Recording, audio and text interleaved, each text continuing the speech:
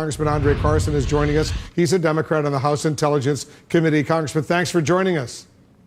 Thanks for having me, Wolf. So you have special insight. How do these revelations about Jared Kushner, Michael Flynn affect the investigation being conducted by your Intelligence Committee and by others, for that matter, in Congress? What I will say this, it raises additional concerns. It raises concerns about how much coordination was taking place. And, you know, Russia, very skilled at manipulating individuals globally for their ultimate gain. And I think that Russia has been genius at manipulating people and taking advantage of their naivete to further their objectives. So do you think that Jared Kushner and General Flynn were naive? I'm not at liberty to speak on those matters at this time, Wolf, but I will say that it is very troubling, very concerning, the close relationship that both Kushner and Flynn has had with the Russians. But I just want to be precise, and obviously we don't want you to release any classified information, but I'm sort of intrigued. Are you suggesting there's information you have right now about all of this that you can't necessarily share? I'm not at liberty to comment, sir. Even comment on that? No, sir. All right, so I'll assume the answer is yes. But let me move on. Now that Robert Mueller has taken control of this overall investigation, as you know, he was appointed the special counsel. He's a former FBI director. Some lawmakers, some of your colleagues have complained that congressional investigations will be stifled in the process because of his supposed criminal investigation. Do you share that concern? Both investigations will take place independently. Robert Mueller has a great reputation, having served under both President Bush and President Obama. He's very respected within the Bureau. And the congressional investigations have gotten us to this point, and I think those investigations will continue. Well, will they be slowed down or stifled because he doesn't want those investigations in the House and the Senate to interfere with his investigation? I think Robert Mueller will conduct his own investigation, honestly, from scratch. It won't impede the congressional investigations that are taking place right now. And I think that this multi-pronged approach is actually healthy for our country and to really keep our democracy alive. Do you expect the fired FBI Director James Comey to still testify in public? He suggested he wants to consult with the new special counsel. We'll see. Director Comey has a great reputation as well within the Bureau, and I think that he is someone who is very disciplined. He's someone of, many believe, of high integrity, and I think that any contribution that he could make to further this investigation will be most beneficial. But you have no assurances that he will still go ahead and testify in open session in the coming days, as he earlier had expressed their readiness to do? Sure, that remains to be seen. I'm hopeful to hear. I'm excited about hearing what he has to say. I think all of us are excited to hear about what he has to say. As you also know, the former CIA Director John Brennan, he expressed concern last week that some Americans may have been led down what he described as a treasonous path by Russian spies, either knowingly or even unknowingly. Do you believe Jared Kushner may have been a target of Russian intelligence services? Well, it wouldn't surprise me. I think Director Brennan, and I actually attended that hearing, Director Brennan has decades of service in the CIA, so he would know best. Personally, I come from Indiana Department of Homeland Security, was a police officer with the State Excise Police. I understand how criminals work on a local, state, and national level. And if you look at the global perspective, I think Russia has been a leader in terms of counterintelligence and espionage.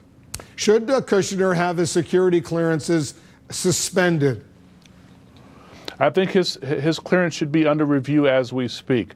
I think the actions that were taken were inappropriate, were questionable, and I think it calls for us to really review his security clearance to ultimately determine whether or not it should be revoked. Some have suggested that the Russian ambassador here in Washington, Sergei Kislyak, could have been exaggerating Kushner and Flynn's request, or even purposely sending out disinformation, knowing the U.S. might be listening in, wanting to create some chaos, if you will. Do you take that possibility seriously? In the game of spies, distractions, lies, diversions are regular order. So it's difficult to say at this point, but it's the order of the day in this game of spying and counterintelligence. Do you believe Kushner was simply unaware how risky, how unusual this request was, if in fact he did make that kind of request for a back channel using Russian embassy communications equipment to deal with the Kremlin? It's difficult to say if he even cared. Again, the Russians have brought a lot to our world history, but most importantly, they, second to the United States of America, have been pretty good at this spy game, and baiting people and baiting people into their ultimately web of deception. Stand by, Congressman. I think the fact that go ahead. Finish your thought first. I think the fact that there has been obvious interference by the Russian government in our electoral process raises questions about why even Mr. Kushner would even participate in even seeking a back channel to the Russian government. Very questionable. Yeah, it wasn't just Kushner. Remember, it was General Flynn, who was the top national security advisor to the president-elect as well, a man with enormous intelligence experience, the former head of the Defense Intelligence Agency. So he didn't come in from the real estate business. He came in from the intelligence community into this entire process. A lot of experience there. All right, stand by, Congressman Carson. We have more to discuss. We'll take a quick break. We'll be right back. Tonight, tough new words for Vladimir Putin from the new president of France, who's calling out the Russian leader to his face. We're back with Congressman André Carson. He's a member of the House Intelligence Committee. Congressman, the new French president, Emmanuel Macron, he met with Vladimir Putin today and at a news conference while standing next to Putin. Macron called state-run Russian media outlets, quote, organs of influence and propaganda. Would you like to see similarly tough language from President Trump? It would be helpful. It would be refreshing. I don't think that President Trump is to the point where he's willing to condemn Russian media when it's obvious that a lot of Russian outlets have utilized influence campaigns to their benefit, and it is certainly their prerogative.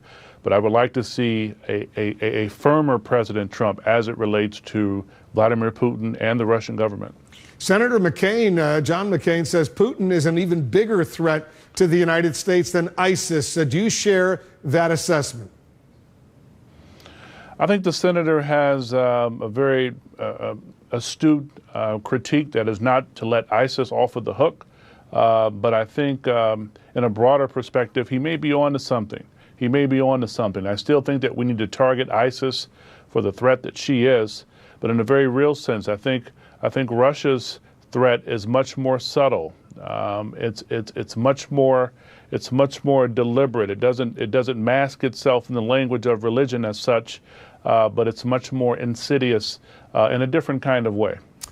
I want to get your reaction to a very disturbing story we've been following. As you know, 2 men in Portland, Oregon were killed Friday night. A third man was very seriously injured while defending a pair of young women from a man yelling anti-Muslim hate speech. Listen to what one of those young women said in describing the incident.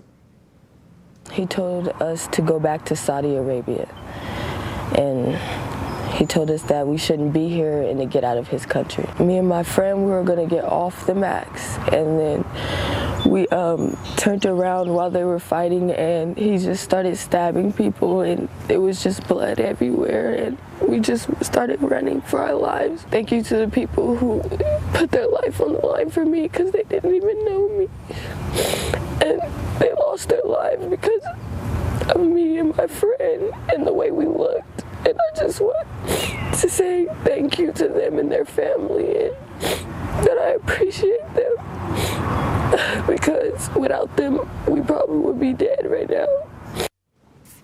Awful. Congressman, you're one of, 2 Muslim members of the United States Congress. What's your reaction to this truly horrible incident?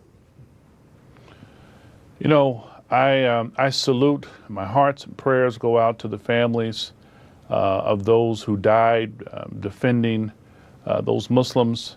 And they're true American heroes. And I pray for their families and those who were victimized. You know, mental health issues in this country are still very taboo, very real. Bigotry is very real. Islamophobia is very real. And I think that we have to commend Americans whenever they stand up against Islamophobia, homophobia, religious bigotry, any kind of phobia, and do the right thing. Unfortunately, they had to die to protect people.